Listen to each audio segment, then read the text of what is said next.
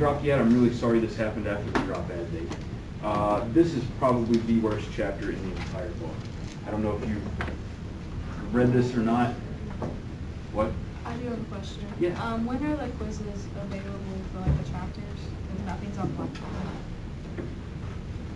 By Friday, they'll be up. Okay, well, I was just wondering. Yeah, they'll be up by Friday. Are you planning to do them? That's really surprising.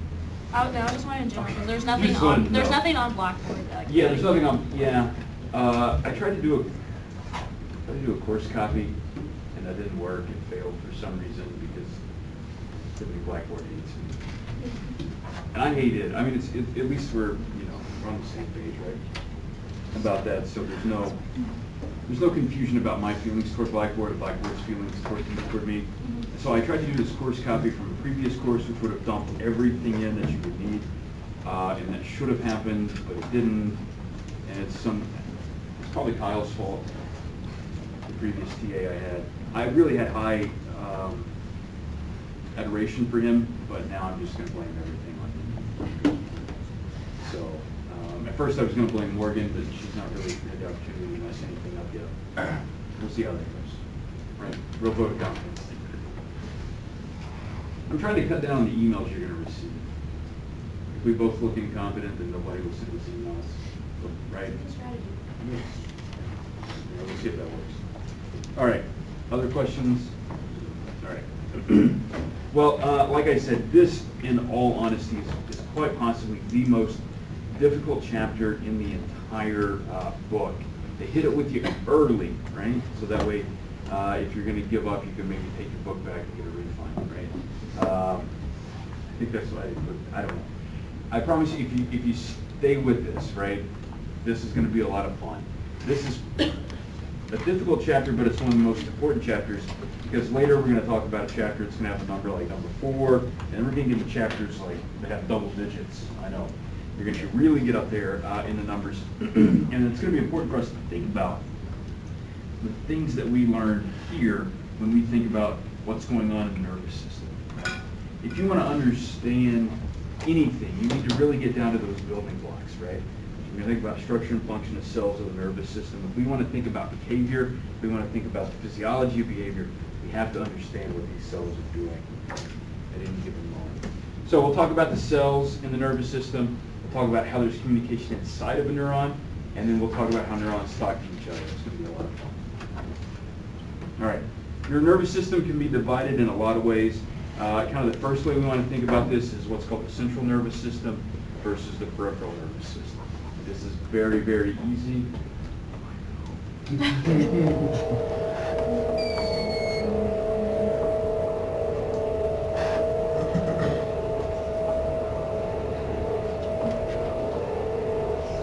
Takes forever though.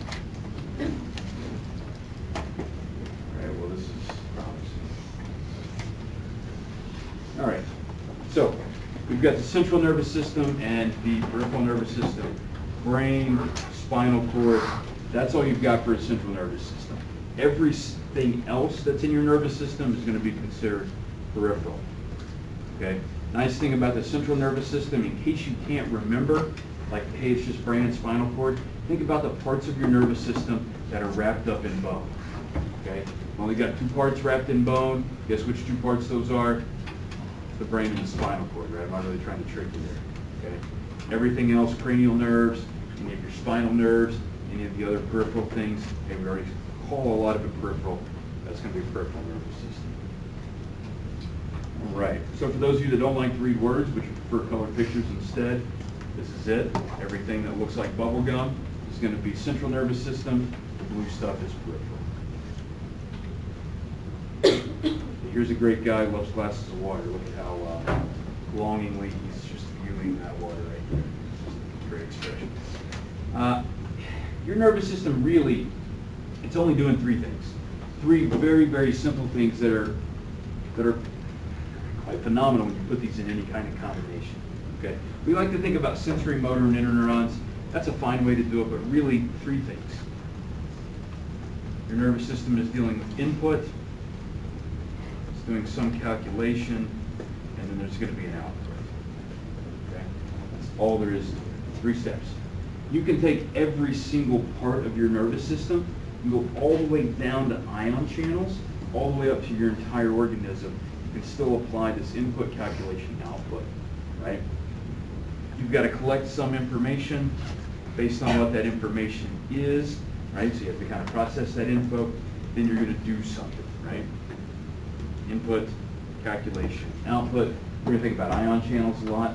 What's that input? It's going to be a neurotransmitter. What's that calculation? What does that neurotransmitter fit? If it does fit, is it a fit that's going to make a conformational change in that receptor so that you can open an ion channel or not? The output's going to be whether or not that channel opens. You can let some ions fly in and out. Maybe something fun happens. Okay. You think about this from a whole organism perspective, right? What's some input you collect, right? You hopefully looked at, like, you guys still look at those occupational outlook books, or you just like randomly pick a career? Just randomly pick a career. Let's assume you've thought ahead in your life and you're like, hey, here are like fun things I'd like to do with my life, right? That's input, you've got to collect this data. Calculation, how can I get there? So you think about everything. Output, you sign up for great classes here at Marshall.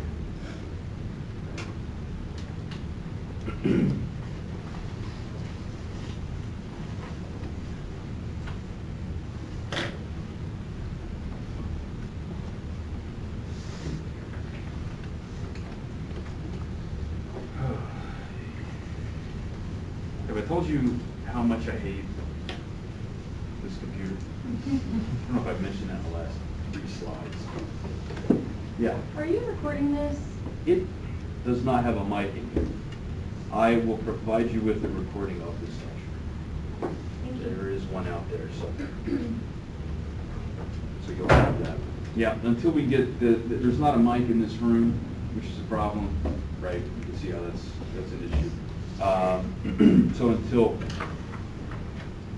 my PA and IT figure out whatever is the disconnect between them, apparently IT didn't understand what an HDMI to VGA converter was. I know, right? It seems pretty obvious to me, right? I've got an HDMI cable, I need to plug it into something. I don't have something to plug it into here, all I've got is a VGA. So, until that time happens, I can send everybody the link to the specific lecture. So, let's think about the parts of a neuron. Let's go all the way down to that one sort of single cell. One thing I want you to think about is, A, this is not really to scale. And B, you probably don't have a neuron that looks like this, right? This is like, hey, what are all the cool standard things about a neuron? Let's put them in a fun drawing that we think you can understand, right? The thing about your neurons is that they have slightly different structures depending on the job they have to do, right? From where they're starting and where they're ending, they're going to have a slightly different structure. This particular segment of the neuron is going to be quite a bit longer than what you're dealing with here in this particular picture, but you don't have a widescreen projector. This is what you get, right? So there are just a handful of basic things you need to know about a neuron, basic pieces, right? First we want to start with, or what do we call the dendrites? That's sort of from the Greek word for tree, right? So what do the dendrites do? These are guys that collect info, right? They collect information.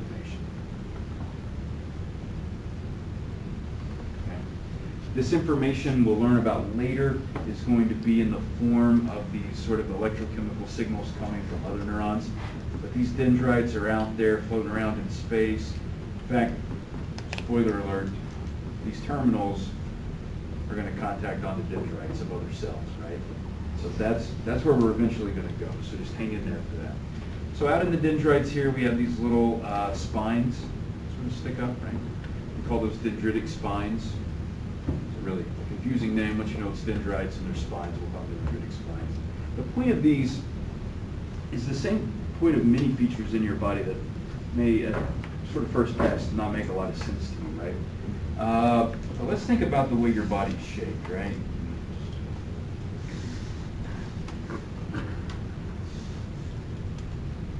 That's why I wasn't an art major. This guy's got a broken leg. Maybe he's just really excited about running. Hey, rough stuff happens. At least he's happy about it. So I'd give him a mustache. I guess he needs a nose. But whatever, right? Sure. So this guy, that's you, right? We had probably a longer talk last week than most of you wanted to have about how you fit between the pelvic bones of your mother, right? Yeah, that was a lot longer than you wanted it to be, but yet it's very important, right? One of the important things to keep in mind when you're thinking about the structure of the human body, and this is everybody get out your tattoo needles, this goes on your forearm. This is the one, get ready.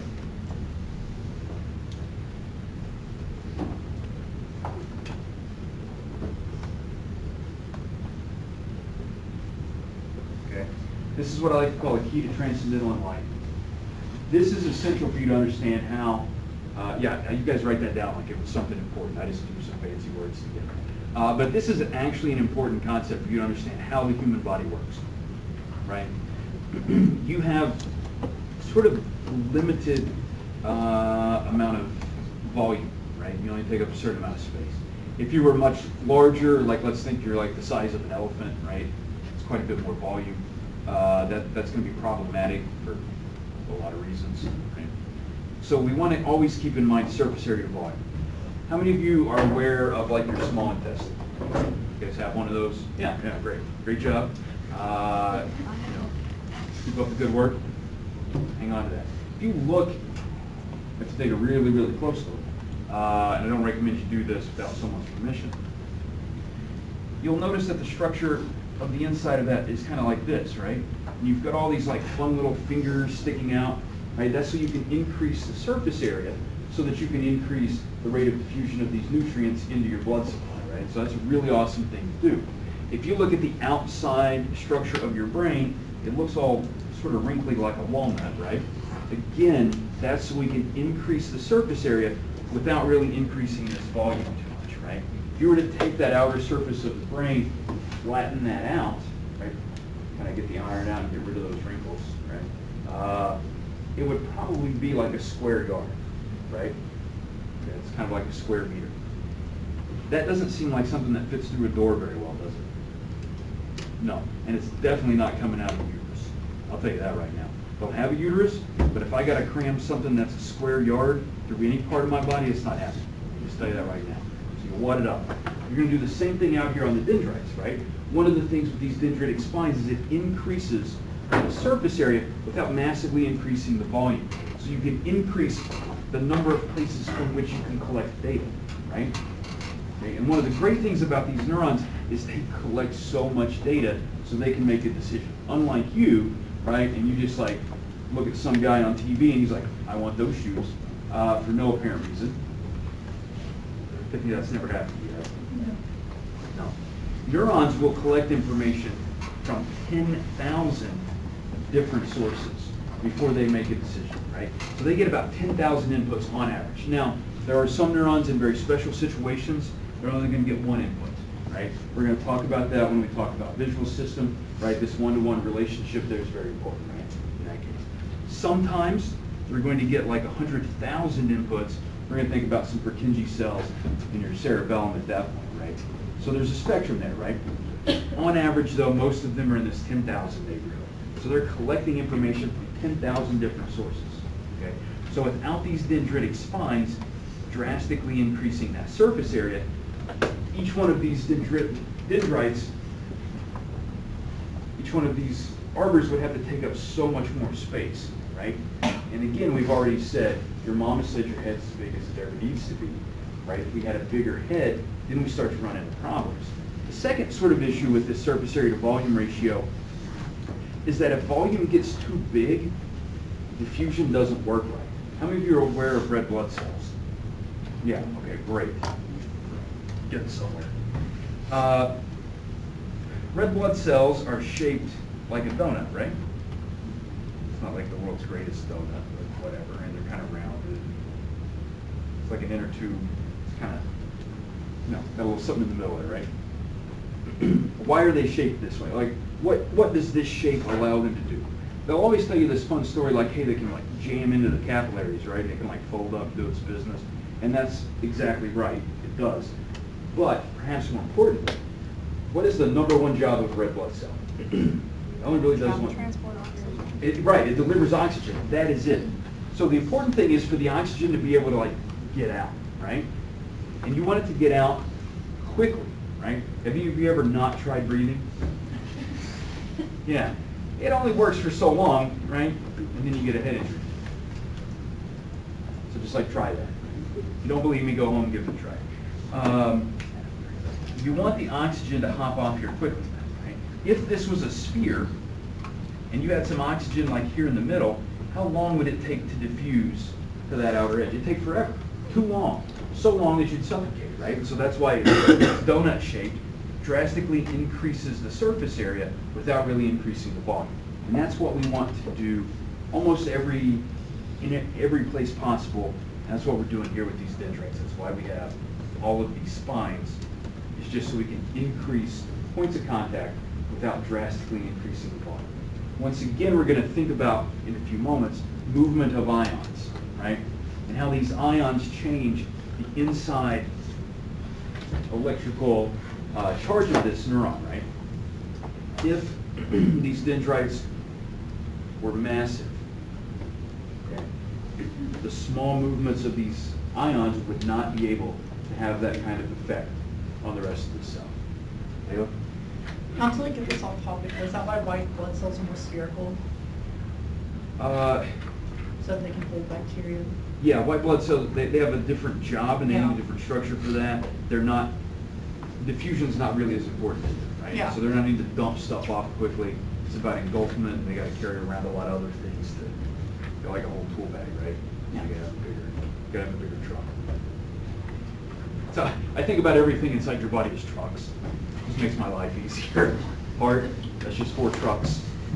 You know, backing up and going forward, right? There you go, right? 4 trucks. Draw that out. So, surface area to volume is important. Out here on the dendrites later, we're going to talk about receptors. And we're going to talk about ion channels.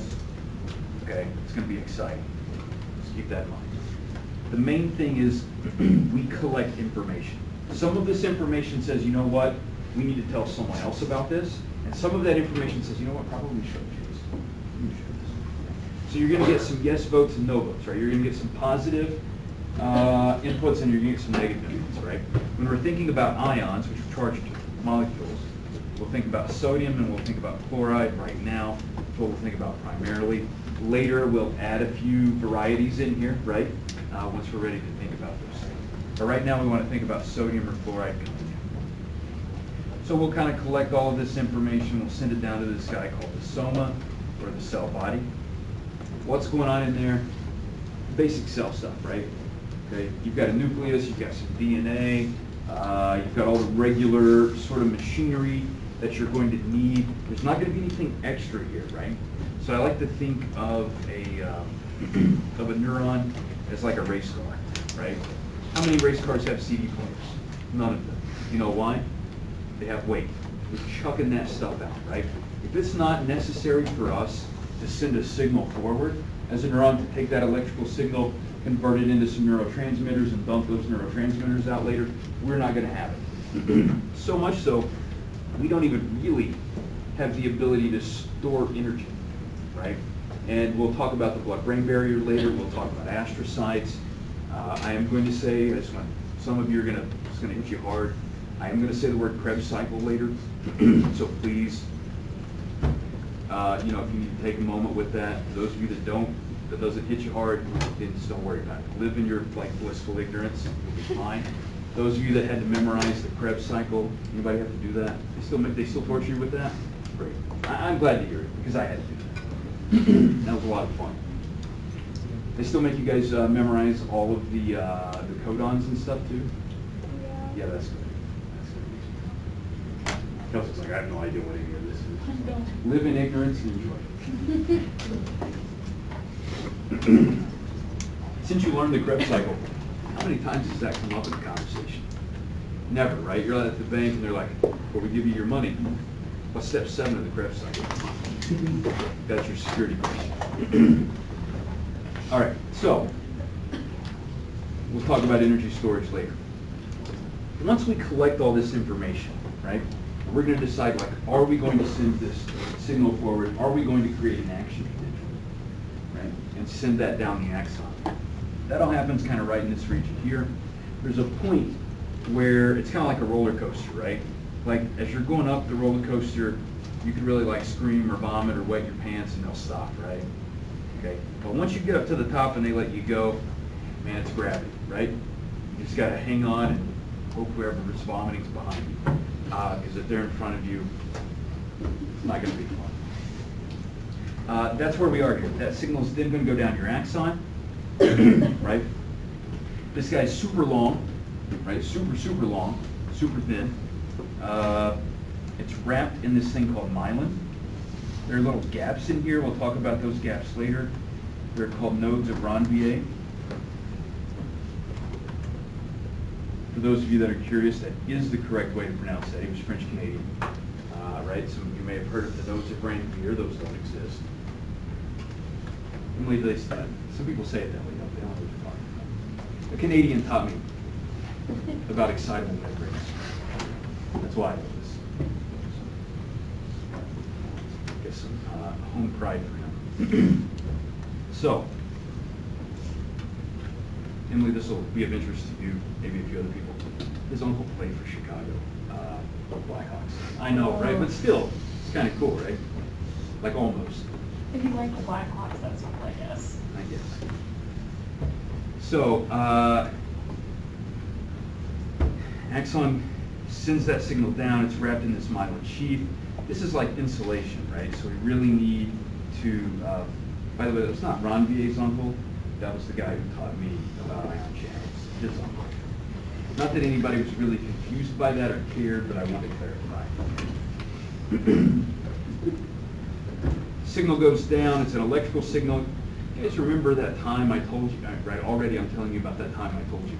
Remember that time I told you about Johann Mueller, right? When we talked about the doctrine of specific nerve energies. This is an axon. That's what he was talking about, was that electrical signal, that action potential. We're going to talk so much about action potentials later, you're going to get tired of it, but it's going to be fun. When that action potential gets down here to the terminal buttons, right, to the terminals, it's going to release, it's going to cause a series of events that then cause the release of neurotransmitters, right? What are neurotransmitters? They're these little small molecules. They float from one sort of cell to the other. If you guys have seen those, you know, they always have those fun commercials, right? For like some psychotropic med. I know, it's like my great job drawing the synapse, right? There are all these like fun little happy molecules floating from like one cell to the other, right? That's a neurotransmitter. I studied marketing as well. That's how I know this. So, this is why we call it an electrochemical signal, right? It's electrical here, and then it becomes chemical when we release it, right? We don't want all of these guys connected electrically, right? If you think about, like, what about your house? What if all of the appliances in your home were connected, right? And so when you turned on the on switch, everything turned on simultaneously. It's like a bad idea, right? Because then when you turn things off, everything goes off, right? And there are certain things that you want to leave on sometimes, like your refrigerator. Probably should have it on all the time. And then other things, maybe, you know, like lights, washing machine, I don't know, right? Different things that you want to turn on and off at different times. Just like you have sort of different circuits for that, right? We want different circuits in our brain, so these things are going to be connected. Different. Questions about that? We're going to talk about this a whole lot more. There we go. All right, so we already covered everything. I didn't really talk about the synapse. We'll cover that in a few moments. All right, you've probably seen this before, like 2 slides ago. Right? Guess what we did? We just took that same neuron and kind of plugged it into a simple circuit here, right? Shows you not all of the 10,000, but a handful of the 10,000 inputs, and it shows you a handful of the outputs, right? Sort of a way that we can incorporate this. These terminals that, wherever they are, they can actually contact just about anywhere on another neuron, right? Typically we think about contacts on the dendrites, but there can be contacts onto the cell body. There can be actually contacts down here at the terminals, right? So there can be contacts many places. Why might you want this flexibility and variety? Think about all the awesome things that your brain does, right? Think about all the ways that you need to have that wired so that you can carry these signals, send this information from one place to the other. That's why you want that flexibility. That's why you want that variety, right? I don't want you to memorize every single way that you might arrange these neurons because that's not going to matter to you, right? Just keep in mind that they are flexible depending on the sort of the task at hand. We can take these pieces and build it as we need to, right? Let's get next step.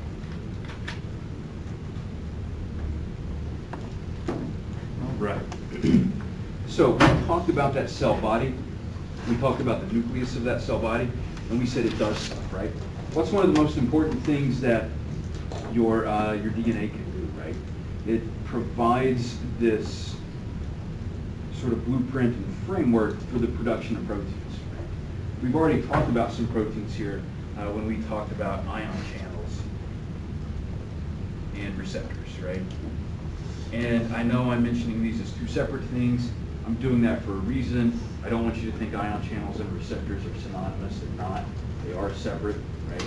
In certain cases, and we'll talk about how that works, because there are different kinds of setups here. So, we have different kinds of transport, right? So we need to get things from that nucleus all the way down that axon. We're not talking about an electrical signal here. We're talking about a physical entity, right? Maybe we need to move a neurotransmitter down there. Maybe we need to move an ion channel down there, right? Plug that into the membrane. Okay. How do we do that? It's called Axoplasmic Transport. Sounds really exciting. We move things in two directions, either from the soma to the terminal or from the terminal to the soma. Why would we want to do that? We're going to recycle stuff, right? Things are expensive. Ion channels are very expensive. If you can reuse an ion channel, if you can reuse a neurotransmitter, if you can take that back, chunk it up a bit, put it back together, send it out there, you'll do that, right? That's much easier than trying to start from scratch. Not always able to do that, but when we are, that's what we do. All right, here's a fun peek at that inside. Like I said, basically everything that you would have is in there in a normal cell. We don't have a whole lot of some things, right? We're trying to get by with the bare minimum here, right? The only job of this guy, collect information and then send that information forward. Okay? There's a bunch of stuff about DNA. You guys get excited about that kind of stuff, right? No, nobody does. You should. They still teach you the central dogma of that's a waste of time. No, Emily, it seriously was wrong. It's like the one time, well, there's two times Francis Crick is wrong, and I'll mention both of them in this class. This is the first one, so stay the entire semester to get a second. You guys know Francis Crick? Yeah, the other guy we don't talk about so much because he's a nut, right? He's a nut who gets himself in trouble because he's an idiot. And he doesn't think before he says stuff, which is really surprising. Really surprising for a guy who stole the information that he used to get a Nobel Prize, that he wouldn't think about what he's doing before he says it, right? I know, right, Emily? Not a pattern of behavior there. So, I have to mention Rosalind Franklin now just for some justice. Watson was a great thief and a beer drinker.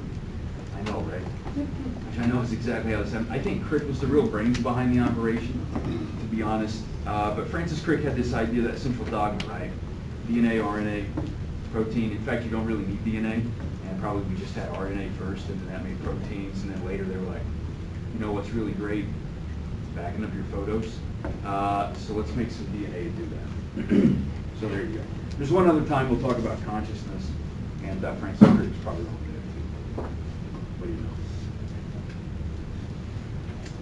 Oh man, who loves astrocytes? We should talk about all these. We're going to talk about astrocytes, oligodendrocytes, and microglia. Astrocytes do some interesting things. They help create something called the blood-brain barrier. That's not the Better Business Bureau, even though it's still 3 Bs. Don't raise your hand, because I'm not really interested. I just want you to think about this. How many of you have ever ingested a substance that has altered your behavior? Yeah, right, Chase. I think everybody has, right? That could have been, like what's the standard thing you're thinking of, right? Given your sort of age and demographic, you're thinking of like alcohol, for example, right? Great example. Psychotropic meds, anybody that's on an SSRI, okay? That's going to be something that alters the way that your brain works. That's a substance. Caffeine, for example. It's something we think of rather innocuous, but that can have some effects on your behavior as well, right? Most of the time when you're thinking about your capillaries, they have holes in them, right? That's their job. Their job is to have holes. Why? Because stuff that's in your blood needs to get out and go to those locations, whatever those are, right? And if you have holes, that's really great. Stuff gets out, right? The problem with that is the brain is a very delicate organ, okay? Very delicate. You don't really want to start screwing around with it too much, right? So, in the brain, we have something called the blood-brain barrier.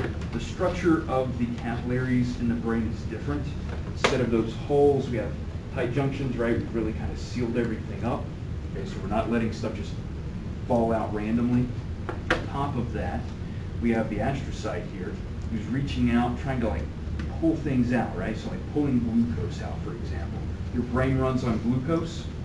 I always say that's why Fun Dip is so awesome, right? Because your brain really wants that sort of sugary stuff in order for it to operate, right? Whatever you ingest, if it's not glucose, you have to figure out a way to make it glucose so your brain can use it, right? Your brain needs it. So we've got this blood-brain barrier. A few places we'll talk about later where the blood-brain barrier is kind of weak. Occasionally you want to take a quick sample of what's going on in the blood so you can know if you need to bond. Okay. So there's that kind of fun thing to look for. So astrocytes really help with this. They pull out, again, help with sort of energy storage and supply to the neurons so they can continue to do the business. Now, this sort of protective system is not perfect, right? I sort of listed 2 or 3 things that even though you have a blood-brain barrier, they still get into your brain and they cause you to do things, right? Why is that? Well, that's because they are lipid soluble. Okay. This is right up there with understanding surface area volume ratio in terms of understanding how things work in your body. And I know we've heard this like twice in 2 days. It's like the same lecture. It is, but it's so important, right? Everybody needs to do it. It is important. It is. So when you ingest something like, let's think about alcohol, for example. Okay? Alcohol is really great about getting into your brain and making your brain work differently than it normally does, right? It does that because it's able to just slide right through your, well, basically everywhere in your body. Why? Because almost all of the cells in your body, yeah, all of them, I just had to check, are made of lipids. They're made of that phospholipid bilayer, right? You guys seen something like this before? Yeah. How do you get through there? Only a handful of ways you can do this. One, you can be really, really small. If you're really, really small and you're not like drawing a lot of attention to yourself with a positive or a negative charge, right, you can slide right through there. Great example, later we'll talk about nitric oxide. Nitric oxide is a great signaling molecule in your brain. You can slide right in and out. Okay. If you are lipid soluble, right? So if you're lipid soluble, like alcohol, okay, you can slide right in and out there. Now what happens though if you're carrying a charge? I've already told you things like sodium can get in and out of your cells, right? Well, in order for sodium to get in, you've got to have a special channel. Sodium channel. They only show salty foods. Right? That's all you can see there. So, sodium can come in through that special door. And there's a special door for certain things. We're really going to think about 3 or 4 doors that are important. One for sodium, one for chloride, one for potassium, and I guess one for calcium. That's really it, right? That's all we're going to think about. I'm not going to think about calcium today, so you can forget I said that. Just give you a moment to leave that out. Right? You'll need it later, so save the space. Just on the other day. All right, so that's astrocytes. Let's talk about these oligodendrocytes. These guys are kind of interesting. right? They're kind of like a squid. They reach out to that axon and they wrap around, which is kind of exciting, and they create that myelin sheath, right? This is what allows you to send an electrical signal rapidly, okay, and correctly. If you don't have insulation on this, right, that signal can leak out. It's not going to make it to its destination, and you're not going to be able to send a signal. Right? It's not going to be helpful. So we want these oligodendrocytes. Now, oligodendrocytes are only found in the central nervous system.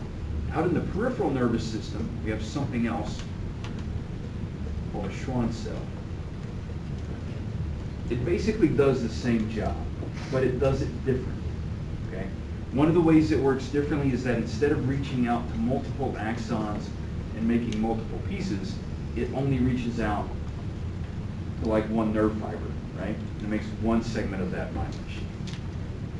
It's got a different chemical structure internally. How many of you have heard of multiple sclerosis or MS? This is a disorder that affects selectively the oligodendrocytes, right? And it causes those oligodendrocytes to deteriorate. You start losing your myelin sheath. Okay?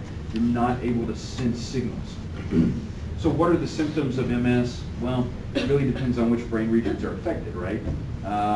Some people know someone with MS, they may have more difficulty walking, they may have difficulty speaking, they may have difficulty just thinking of things, right? Because it's about the conduction of these signals, and we're reducing them. Peripheral nervous system not affected in MS, right? Those Schwann cells are not affected. They have a different chemical structure that prevents that from happening. The other sort of interesting thing about Schwann cells is they can actually help in the sort of the repair of peripheral nerves. You don't get any repair in the central nervous system, right? If you start slicing up axons in the central nervous system, you're done, right? Okay, it's just the way it is. Schwann cell, if you have some peripheral nerve damage, they can kind of get together and they can kind of make this environment where that nerve can start to try to regrow. Hopefully it goes back where it belongs. It's not a perfect system, but it's better than none. So some key differences there between Schwann cells and the oligodendrocytes. Here's sort of a cross-section. In this case, it's a Schwann cell. You can sub that in for an oligodendrocyte, doesn't matter. One of those feet wraps around, sort of makes like a jelly roll. All right, we talked blood-brain barrier. We did not talk about the area postrema. This is posterior, so sort of toward the back. This is a place where the blood-brain barrier is actually quite weak. Right? Sometimes your brain wants to check what's in the blood and see if you've got something toxic in there. If you have something toxic in your blood, where did it most likely come from? It's likely it came from your stomach. Guess what you can do if there's something toxic in your stomach? Yeah, right? You can vomit, right? You can get that just on the drawer. Make it multicolored. Get some blueberries too. So, you can vomit, you can get that out. A couple other brain regions we'll talk about later that are also guys that sample the blood, so they have weak blood-brain barrier. Here's an example of those capillaries. Nothing serious here. This is just kind of what we talked about before. Holes, no holes. Right? Not a big deal. Some people will spend a whole lot of time telling you about multipolar, bipolar, and unipolar neurons. Anybody waste your time on that before? I'm like, here's the end of the story, right? I don't really care if you memorize what these things are or not. The important thing is the shape of the neuron, the structure of the neuron. There's some flexibility, right? Depends on the job. What is it trying to do? Where is it coming from? Where is it going? It's going to have a different structure. That's not so bad, right? All right. Here's that same guy looking for his, I guess he wants to put some water to make some steam in his iron. By the way, if anybody iron their own clothes? Yeah, right? This is the exact proper way to check to see if your iron's hot enough to get wrinkles out. Always, right there, right? I don't know who, I don't know. I have no idea I don't know why they chose that illustration, because like usually iron burns come from like accidentally grabbing it, not just like. Let me just see. I think you'd be surprised. That was a bit impossible for us. I think that I mean, I get if it was like a dare, but like this is their sensation right here. I think that it could happen. This is their life. I mean, look at those eyes. Long as he's staring at water and touching hot objects. Sounds about right. Yeah. This will be the title of your autobiography. Sounds like an interesting thing. So, I don't know. There are different kinds of reflexes. It's probably the only time we're going to talk about reflexes. Some reflexes don't have the brain involved. That's the case here. Sometimes you do have the brain involved. You can stop those reflexes. How many of you have grabbed something hot and you've continued to hold on to that for a very important reason? It happens, right? Maybe you've not done it because you don't care about other people. But maybe someone cared about you and they held on to something hot longer than they should have, right? To keep you from getting burned. So that seems like a likely story. So, no brain. What do we have here? Input. It's pretty awesome. We've got some calculation here. What's going on in the spinal cord? It's fine. And then we've got some output, right? Let's move that arm so that maybe we don't lose an entire finger because we wanted wrinkle-free shirt. Here's one that does involve the brain, right? In this case, it's like, oh yeah, this is hot, but I can inhibit that particular reflex for particular reasons. That's probably all I'm ever going to say about. That's all I'm ever going to say about reflexes.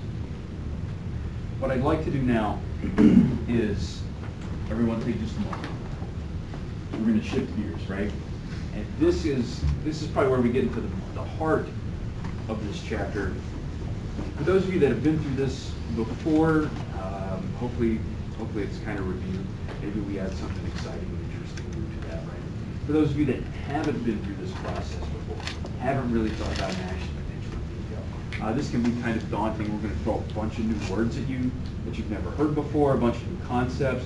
We're going to talk about squids. I mean, it's going to be a wild time. So, kind of let whatever we just talked about sort of settle, move out of the way, and just be ready to receive some new information.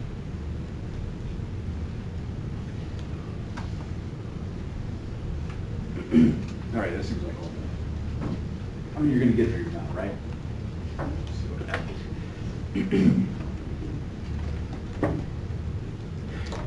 When we're thinking about the signal inside the neuron, right? Within a neuron, this is going to be an electrical signal. Okay. We're going to measure this electrical signal. We're going to use something called a microelectrode. Essentially, this is just a small, thin piece of metal that we're going to stab into the electrode or into the axon. We're going to put the other, another electrode outside the cell somewhere. Because what's important is what's going on inside the cell, right? How does the inside of that cell change in relation to the outside? Okay. For our purposes, we're going to assume the outside of the cell is neutral. Okay. We're going to put that at 0. Okay. We're going to measure some electrical potential here. We're going to use the measurement millivolts. And if the outside is neutral, that's going to be 0 millivolts. That's not so hard to think about, right? Now, what is outside of a cell? Salt water.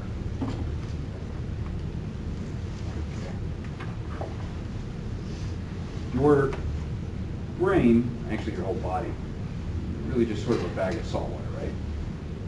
And so your brain cells are going to be sitting in this vat of salt water. So we're going to have a bunch of sodium, we're going to have a bunch of chloride, just floating around outside those cells, right? But we're thinking about positive, we're thinking about negative. All of that together is going to come up to a 0. Inside the cell, we're going to want something different. Okay? So we're going to set that up different. The difference between the inside of the cell and the outside of the cell is something we're going to call the membrane potential. Okay? if the outside is 0, for our purposes, most of the time, we're going to think about the inside somewhere around 65 millivolts, negative 65 millivolts. Okay. That's going to be the resting potential. If your neuron is not doing anything but just sitting there, which believe me is rare and doesn't last very long when it does happen, it's going to be sitting at negative 65 millivolts, right? We usually present this idea to you that the resting membrane potential is this like constant sort of place, right, where your cell is just always sitting there waiting for that one glorious moment when it gets to fire an action potential. It does that, and then it goes back to negative 65 millivolts and just hangs out there indefinitely until that action potential happens again, right? The problem with that thinking is, you remember those like 10,000 like inputs, right? Those are constantly tweaking this resting membrane potential up and down, right? They're constantly opening sodium and chloride channels. So rather than kind of being a flat line at negative 65, you're bouncing up and down, right? Kind of around that negative 65. In a few moments, we'll talk about why, you may not go too high or too low. Once you go high enough, there's like a threshold. I'm definitely firing action potential now, right? I'm at the top of the roller coaster, we're letting you go. Okay, so you've reached that threshold.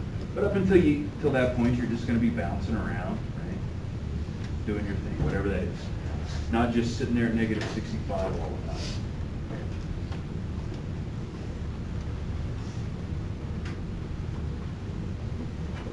Two more words we want to throw out here to you. One is depolarization, right?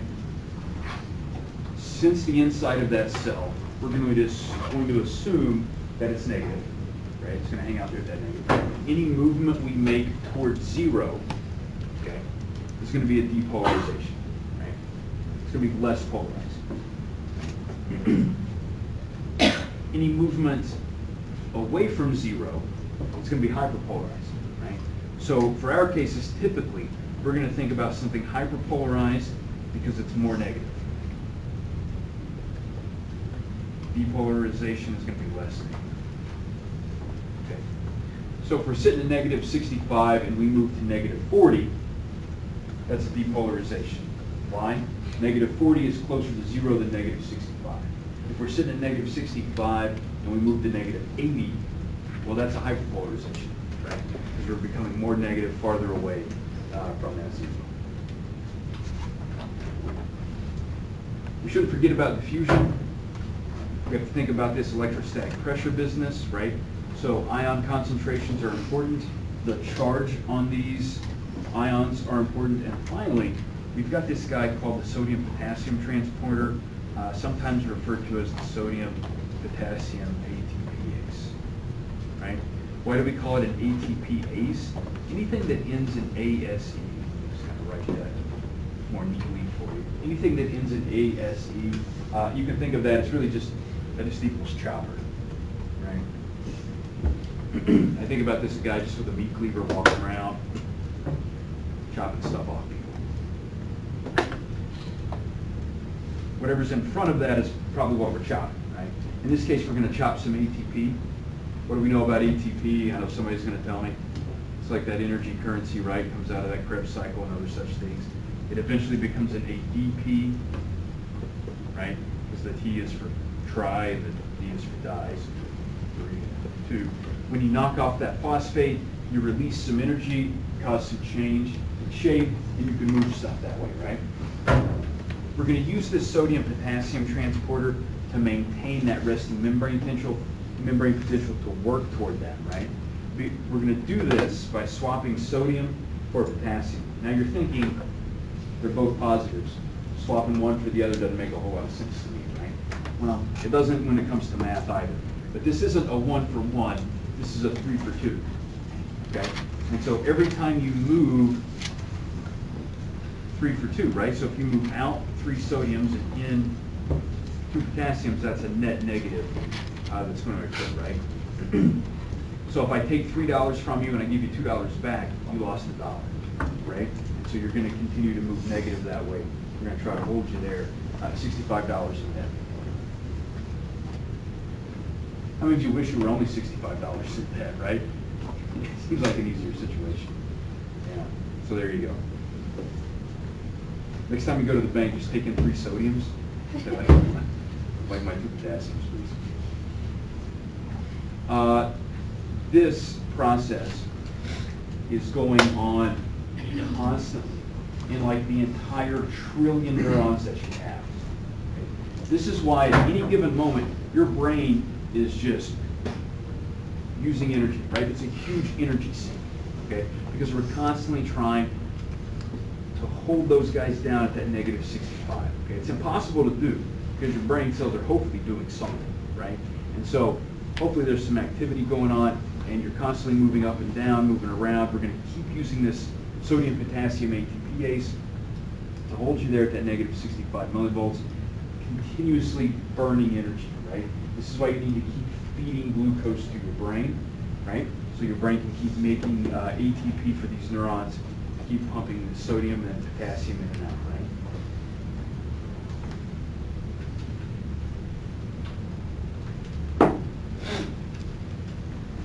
Inside and outside of your neuron are 2 different environments, okay? 2 different sort of ionic environments. We've already established that the outside, that extracellular fluid, is mostly just salt water, right? So you've got high concentrations of chloride and high concentrations of sodium. If I were to open, because we said we need ion channels, right, in order for charged molecules to move back and forth. If I were to open a sodium channel, okay, sodium channel is now open. This is not a one-way channel, right? It's a 2-way channel. Sodium can move in any direction. The only problem with that is it's always going to move according to its electrochemical gradient, right? If we have higher concentrations of sodium on the outside, guess what's going to happen? It's going to go in. If we had higher concentrations of sodium on the inside, it can come out. That's not going to happen. It's kind of like this classroom, right? I can open those doors, and what's going to happen, Tiffany, if I open the doors? You're going to leave, right? Why are you going to leave? There's a higher concentration of you in here than there is outside, right? More people can't come in, so we're kind of full. So if I open the door, you could go in or out, but you're going to go out, right? If there were a bunch of you in the hall, this room was empty, I open the door, you would come in. Higher concentration outside, right? So it's all about that concentration rate. Same story with chloride. We open a chloride channel because there's a higher concentration outside. Chloride will come inside. Okay. Inside the cell, you have potassium ions. We've already talked about this guy. And you have something called an organic anion. An anion is different than a cation, right? Cations are positive. How do you know this if you can't remember? You just always look for that letter in the middle that sort of looks like a plus sign, so you don't get confused. The anions are negative. This organic guy, the cool thing about this guy is he cannot leave the cell. There's not a doorway for that organic anion to get out. So that negative ion is stuck inside. Why is that awesome? Who remembers that time I said we were constantly trying to hold the inside of your cell at negative 65 millivolts? Probably makes some sense if we can hold on to something negative in there, right? So if we could hold on to that organic anion, at least we're a step in the right direction once this sodium and potassium business gets all screwed up, right? We've still got that negative anion in there with the negative. Same story with potassium. If I open a potassium channel, what's going to happen? Potassium's going to leak out, right? Because there's more potassium inside the cell than there is outside. When we think about ion movements, okay? When we think about ion movements, I want you to think about the smallest movement possible, right? These ions are not rushing into the center of the cell. They're not traveling very far. If they traveled very far, right, how long would that take us to get them back out? It would take a long time, right? Because somehow we would have to retrieve that positive or negative ion from the center of the cell. And we have to get that back out, pump that back out somehow, in a process. An action potential takes on the order of 2 milliseconds. Okay. Super fast, right? It has to be fast. Why does it have to be fast? Well, because sometimes you have to move your body to get out of the way of stuff, right? And if action potentials are too slow, guess what happens? You get hit. Okay? And if you keep getting hit, guess what you can't do? You can't have babies, right? I mean, trust me, this is a true story. Somebody keeps getting hit by a car. Guess what they don't have time to do? They don't have time to have sex. So guess what? Those people with slow action potentials didn't make it. That's how that works. I know, right? That's like key to life. Don't get hit by a car. Have time for other things. Makes sense. It's good advice. You should write it down. Nobody's going to do that. So, we're not moving very far at all because we need to be able to get those cells back out. We need to be able to get back to that negative or close to that negative 65 millivolts so we can fire another action potential, right? One action potential is 2 milliseconds, right? Very short. But we're going to fire a bunch of action potentials together sometimes, and we need to be able to kind of reset as quickly as possible, right? So we only want those ions moving just as much as possible, right? We really only want them kind of sticking their head out of the door, and then I can pull them back in quickly, right? Okay, so they can go back.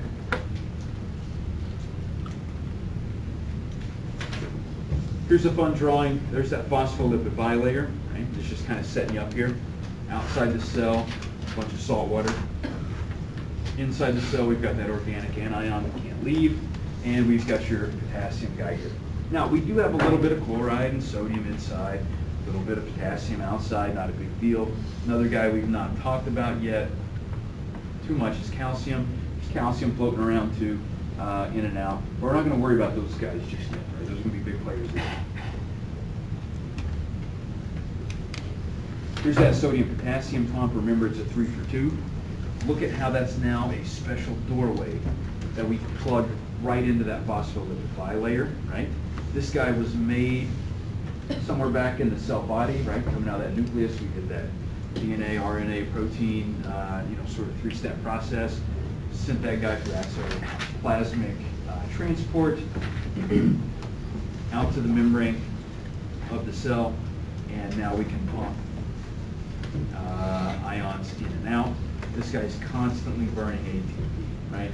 Constantly burning those energy molecules. You constantly have to make more of those. You constantly have to have some kind of supply of food for that, right? Questions about that? All right. Now let's talk about the action. Sort of alluded to this several times. We've talked about electrical signals. Kind of named it as an action potential a couple times. This is what we're going to think about for a good bit. We're going to think about that change in membrane potential, the corresponding sort of, or the causal move of ions, right? It changes that membrane potential, and how we think about how this happens. Okay. Most of the action potential is going to be because we're moving sodium inside the cell and potassium out of the cell, right? You think we're moving sodium in, why would we let potassium out if the whole point of this is to become positive? Well, we're going to have some way to reset, right? So while we're flushing in a bunch of sodium, we can let a little potassium leak out, so we can use that sodium-potassium pump later to reset that membrane potential. We should think about the threshold of excitation. This is kind of important.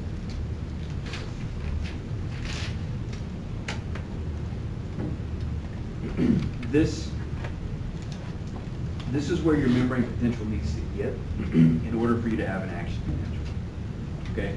If you don't make it to this threshold of excitation, guess what happens? Nothing. Just keep cruising along, up and down, up and down, up and down, up and down.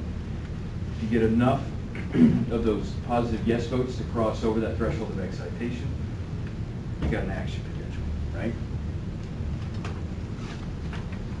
It's not so bad. All right, so here's an ion channel, and yes, they all do look like bell peppers, just in case you're curious. Think about the next time you're at the store, right?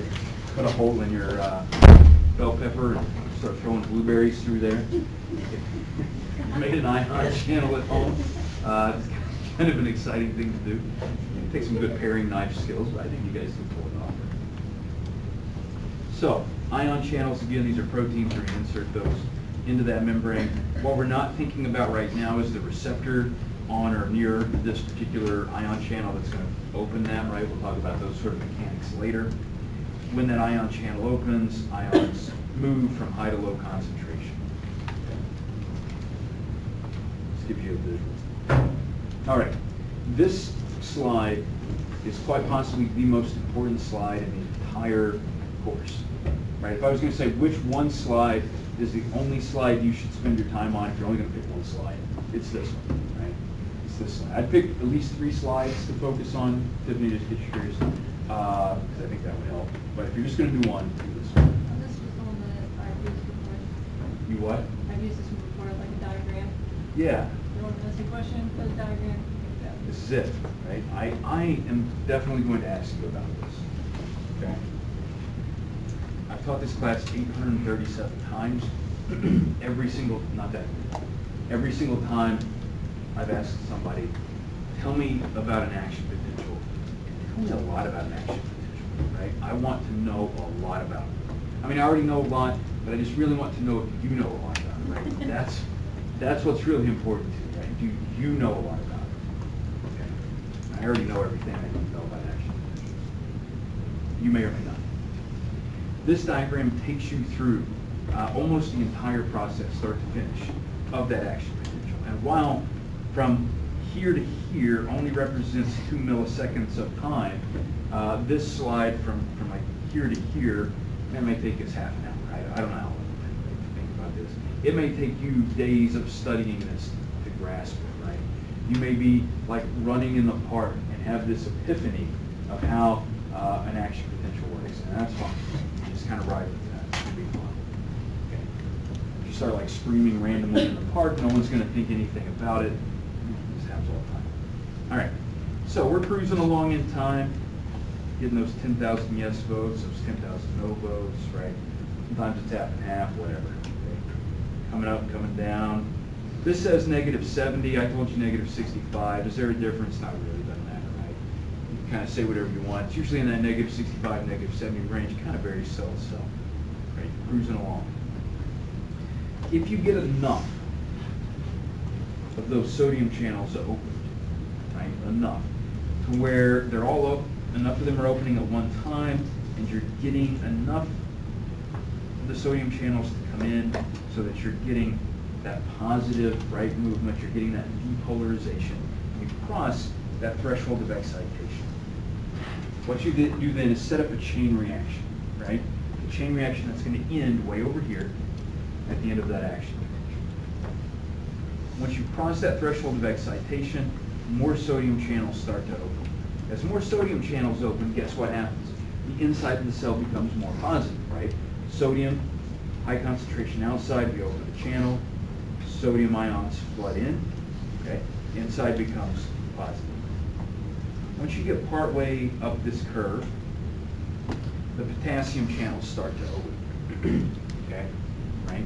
Now, because we've got that massive, and when we say massive, we mean like just to the inside of the membrane, but still massive, right? That massive influx of sodium, we're going to have an outflux of potassium. Right? So we're going to open those potassium channels, they're going to leak out. At a certain point, those sodium channels have had enough, and they become refractory. Okay? And there's sort of 2 refractory periods we want to think about here. There's what we call the absolute, which means no matter what you try to do to the sodium channel, it's not doing anything else. Okay? There's a time period right after these sodium channels close, okay, here at the top, that you cannot open the sodium channels again. Then there's a period of time shortly thereafter called the relative refractory period. That's the period of time while with enough stimulation, with enough force, those sodium channels will open again, right? They don't really want to, and they're going to kind of complain about it, but you can get them to open. Okay? So we've got the absolute and the relative refractory periods. We'll talk about those in just a moment. So the sodium channels have now closed. No more positive ions are coming in, but don't forget about those potassium ions that are still leaving, right? Okay. So then, as they continue to leave, now the cell's becoming negative, right? Because we did have some potassium in there, but those potassium ions are leaking out. Nothing's coming in to replace them like we had early in the action potential, and so our membrane potential starts to go back toward negative, right?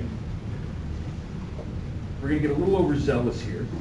We're going to overshoot that resting membrane potential. That's called the after hyperpolarization, right? Just a little extra negative than normal. And then we have that sodium-potassium pump going. The potassium channels have now closed, so they're not leaking anything, right? So we're not letting out extra potassium like we were. Sodium channels are reset. They're ready for another action potential, right? If we get some more inputs, we will fire that other action potential. Okay. That's if we continue to think about only the absolute refractory period. Okay. That's if we just go, let's have that sodium channel do its business. Let's give it a time to rest. Let's let it do its business again. Okay. Well, let's say we really want to push it. We want to send a lot of information. We want to send a lot of information quickly. We're going to take advantage of that relative refractory period. And instead of dropping down completely, we only drop down part way before we start going back up again. And we just kind of go up and down and up and down and up and down.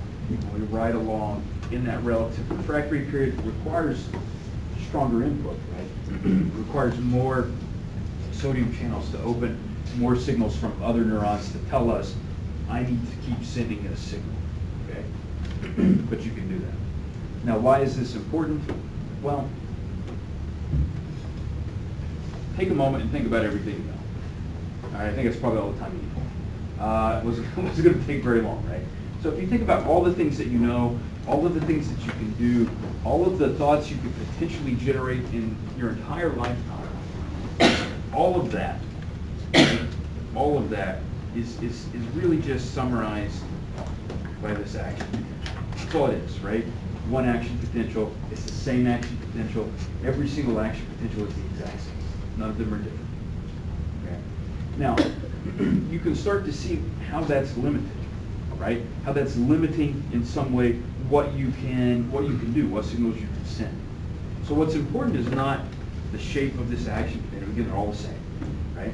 What's important is how many of those can you send in a certain time frame. What's the pattern of that signal, right? That becomes the really important part, okay? So it's all about sort of the frequency and the pattern, right? How many of you are familiar with Morse code? No one? Yeah, someone, thanks.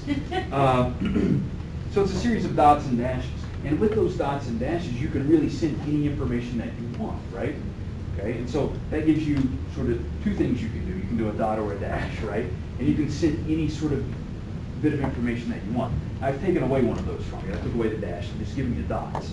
But you could do it just with dots, right? So you can do like 3 dots really quickly means one thing, 5 dots means something different, right? And so you can think about how, when we're dealing with a time scale of 2 milliseconds on this, what kind of information we can pack into a very short period of time simply by using action potential, simply by using this one sort of straightforward signal. You can really cram a lot of info in there. Okay?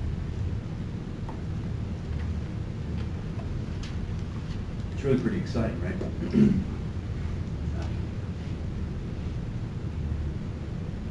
Everything Krebs ever had to say about a cycle is all action potentials. So that kind of gives you a little power over Krebs, right? Got a Nobel Prize for that. It was in torturing students. Yeah, that's his son actually. His son studied. I want to say his son studied behavior of bees for some reason.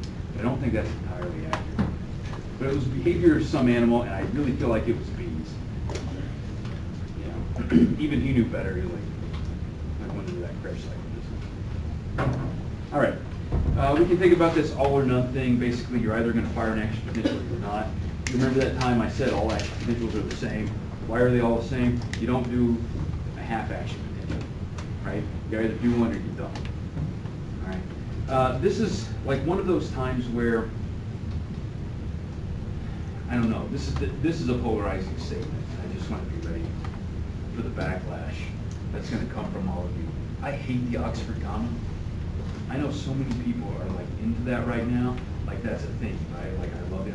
Just make a very clear sentence the first time you say it, so you don't have to put little extra squigglies in there, so I know what you're talking about, right?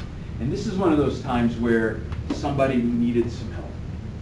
So a long time ago, there were 2 guys Their names were Hodgkin and Huxley. That name hopefully sounds familiar to some of you, because last week I said, hey, here's a guy named Huxley. Remember him because we're going to talk about like some of his grandsons later, right? So Hodgkin and Huxley got this bright idea one day, like, what we should do? We should rip the axon out of a squid. And we should, I know, right? It was like, you guys think about this stuff, right? You're just like sitting at home, halfway into a 6-dose pack, and you think, man, I wish I had a squid axon right now. So many things I could do with this. Like jab pieces of metal into it and see how fast the electrical signal process moves, right? And so that's what Hodgkin and Huxley did. They will tell you in every single book that it's the giant squid axon, and then they will proceed to give you a paragraph about how it's not the axon of a giant squid, it's the giant axon of a squid. Two completely different things. Why didn't they just tell you the first time, axons have squids have giant axons, right? And so you don't pull the axon out of a chicken, because chickens have really small axons. You pull it out of a squid, especially if you're going to do it the first time, before we had really great microscopes and other such techniques, right? Now you can jab any axon you want. You can pull the axon out of the chicken. So people do it all the time. So squids have these giant axons. They were easy to jab pieces of metal in, easy to figure out how that signal travels down the axon, right? Hodgkin and Huxley were the first folks to do this. They described a lot of the properties of an axon. In fact, folks who do computational neuroscience now, they typically use what they call the Hodgkin-Huxley model of the axon to think about the mathematics of how that works. Now, there are a lot of things we've figured out since then, but there you go. Rate law, this kind of goes back to that idea that you only have action potentials, right? So if you have a stronger stimulus, you should probably fire more action potentials, just so we know it's a stronger stimulus. I think that's pretty straightforward. We should, however, think about saltatory conduction. It has nothing to do with, I say it has nothing to do with salt. In this case, it's talking about leaping, right? Kind of from the root word there is to leap. I don't know if anybody's in the ballet arts. No. There you go, right? So to leap. That's kind of where the term comes from. So we're leaping. We're getting sort of a power boost at these nodes of Ranvier, right? You can kind of get through this quickly. Just like those ion channels, and you can go in and out like either direction, the axon's really the same way, right? You could potentially, let me change that word. You could theoretically, because I want to confuse potentials, right? You could theoretically start an action potential at the terminals and shoot it back up to the cell body, okay? You have to do this artificially. It's not going to happen naturally, right? You have to stick an electrode in there, zap it with some electricity, and watch it go. It doesn't go that way. In your body, naturally, you're going to start at the soma. You're going to go down to the terminals. The reason this happens is that awesome thing about sodium channels and their refractor.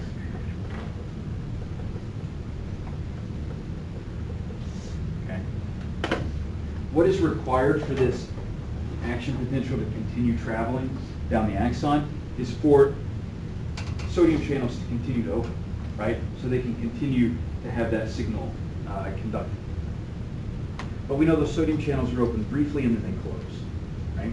If a channel has been open and then it closes, guess what? Because of that refractory period, it can't open again. So it effectively prevents the signal from turning around and going in the other direction. That'd be really bad, right? If you were trying to send an action potential and then all of a sudden it just did a big U-turn, and you were like, I really needed to get away from that bear. Why did that signal not make it down to the terminal so I could start running? Bad idea. But this refractory period allows for that propagation of the action potential down that axon, only in one direction. If you started in the other direction, it'd be the same thing. It's not going to turn around because the refractory period, doesn't matter which side, where the refractory period is, sodium channel doesn't know. I've been open, now I'm closed, I'm not opening again. Okay? Because of that, action potentials only go in one direction. Guess what happens if you start an action potential here and here? Now, They hit each other and they end, right? That's kind of the end of the story. Because you have that refractory period, things can't go back in the other direction. All right.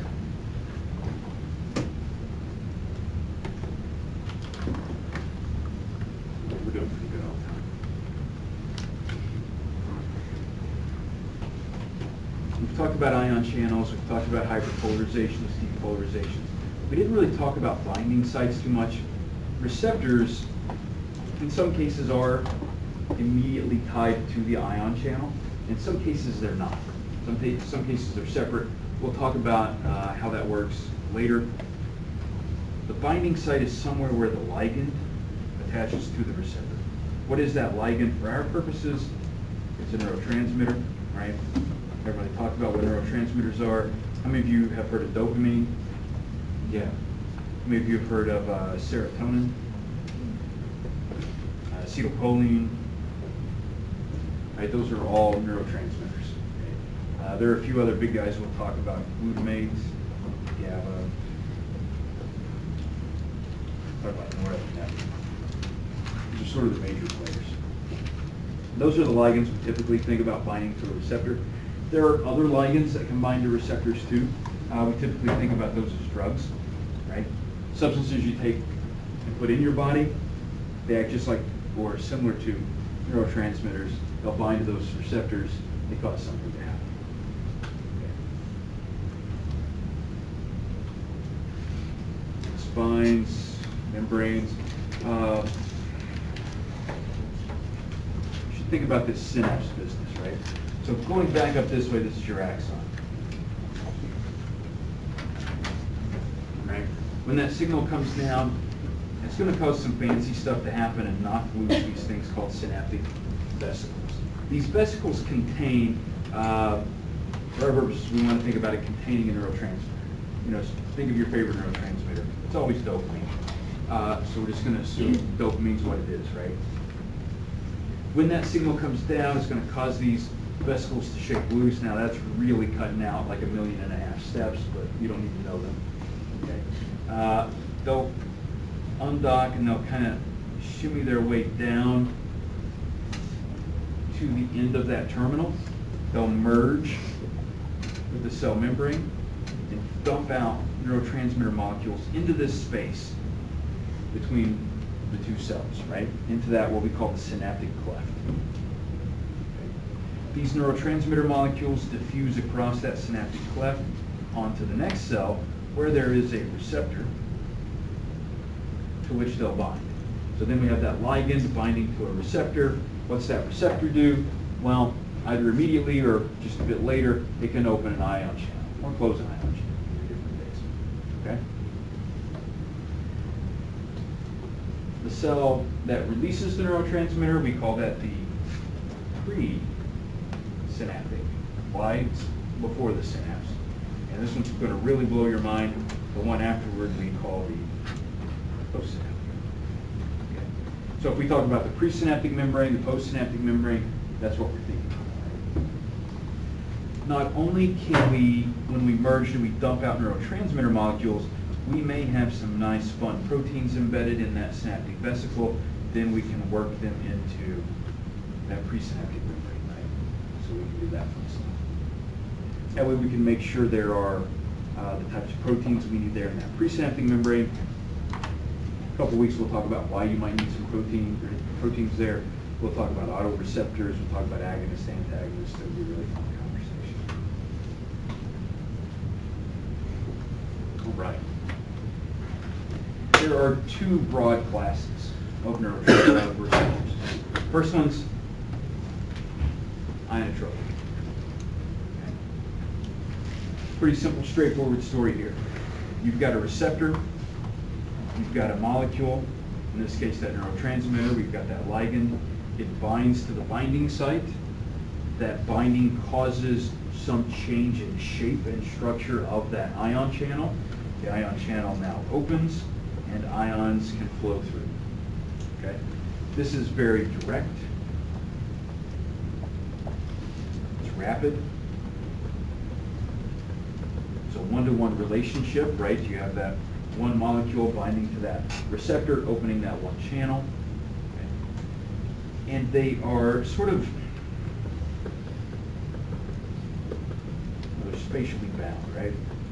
So the binding occurs here, and that's also where the ion channel, the ion movement occurs, right?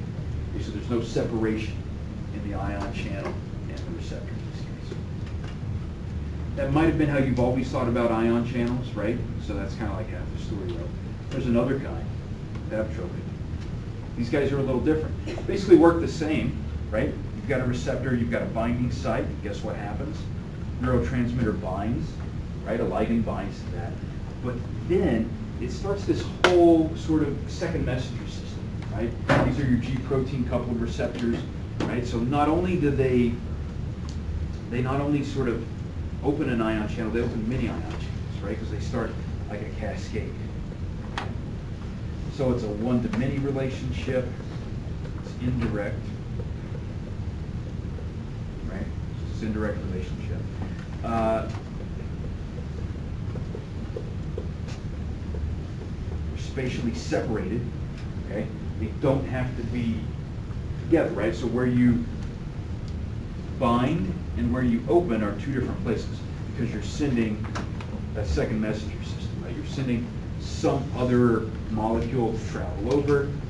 This is also a bit slower, right? You can see how it has that extra step involved, that extra sort of travel, right?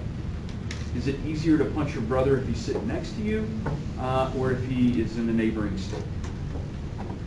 Next to you, right? Because you don't have to travel. If he's in another state, you might have to get on the bus, I don't know. It's done. And while you're there, you might as well punch somebody else's brother, too. I mean, if you're going to make the trip, get 2 or 3 things, right? Start swinging. Bus tickets aren't cheap. All right, so those are your different kinds, different classes of receptors, right? I will, at every opportunity, this was not so bad, leave in the phonetic pronunciation. Not really because I think you need it, because I think they're fun. That's a goal, right? I love the way they do this. Wait till we get to some other fun. We already talked about vesicles. Basically, they're a sphere made up of that phospholipid bilayer. Inside of that neurotransmitter, it's going to merge. Well, all right. A couple things we want to think about here. Excitatory postsynaptic potential, right? What's the postsynaptic membrane? That's the cell being contacted, right? If it's excitatory, guess what we did? We opened up a bunch of sodium channels. Why? That's what we're supposed to do, right? But you open sodium channels, you're going to depolarize, right? If it's inhibitory, open a bunch of chloride channels. Hyperpolarized. Okay. Does that make sense?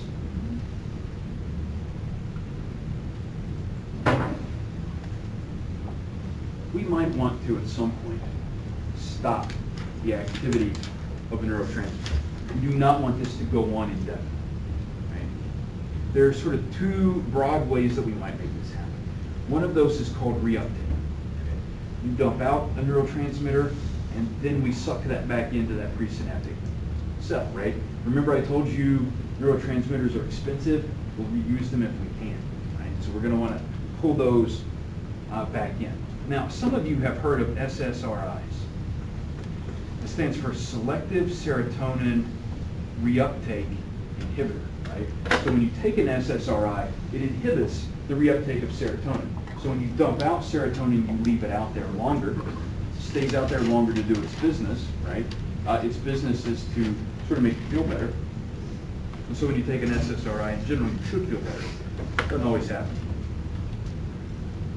The other sort of broad approach to end the activity of a neurotransmitter is enzymatic deactivation. A long time ago, like 40 minutes ago, I told you anything that ends in ASE is a chopper, right? It takes whatever is sort of in the front part and chops it into something that's not that in, right? So acetylcholine ester ACE takes acetylcholine, chops it up into something that's not acetylcholine, right? What's acetylcholine good for? It's good for a lot of things. Keep your cortex active. That's fun. It's also good for muscle contractions. Anybody ever contracted a muscle? Yeah. Anybody ever relaxed a muscle? Yeah. So good thing that you can sort of release, but also end the activity of acetylcholine, right? You think what that would be like if you didn't have acetylcholine esterase? You better make that one movement. It better be a good one. It's the only one you're making because you're going to get stuck, right? Because you're not going to release that. That's kind of fun, right? Someday we'll talk about Botox and Black Widow spider venom. They work on acetylcholine in some slightly different ways. They're both fun to watch, though.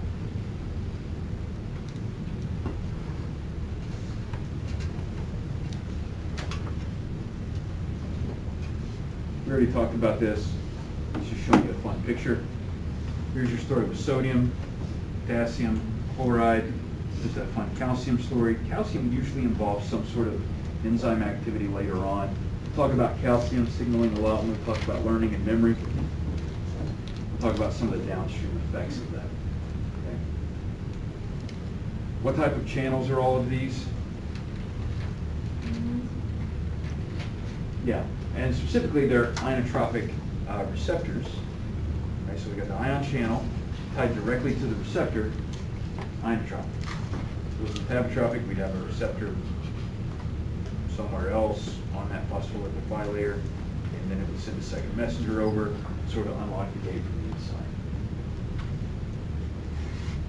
inside. Here's the process of reuptake. You've got a thing called a transporter, right? It's probably going to use some ATP, but it's going to take those molecules and move them back into the cell that released them, so you can package those again. Just to give you an image to the words that we gave you a few moments ago. Neural integration is sort of a fun and complicated thing. We've really been talking about it all day.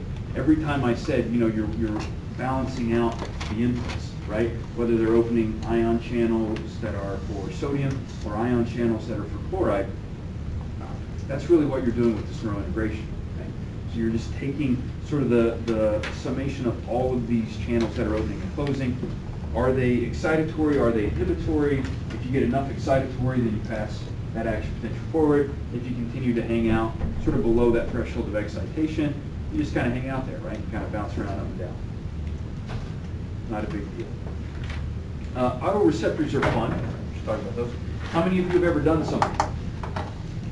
Yeah, like everybody, hopefully, right? And you wanted to know that you did it. That's what an autoreceptor is, right?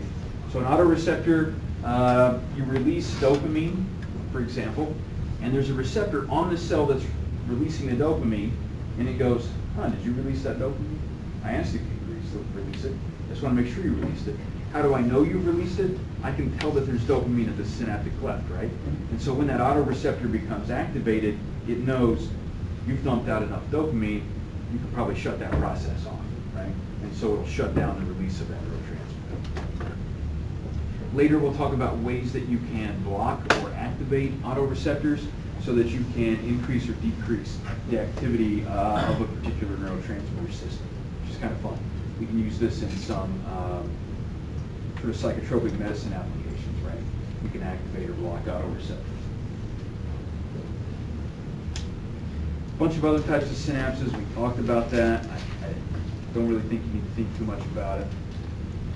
Here's an example of that, what we call an axo-axonic. Why? Pretty straightforward. It's contacting the axon. This one's axodendritic because it's contacting the dendrite. You have hormones, sure. We'll talk a lot about hormones, peptides. Neuromodulators are sort of interesting. They're different than neurotransmitters. In and of themselves, neuromodulators are not going to cause an ion channel to open.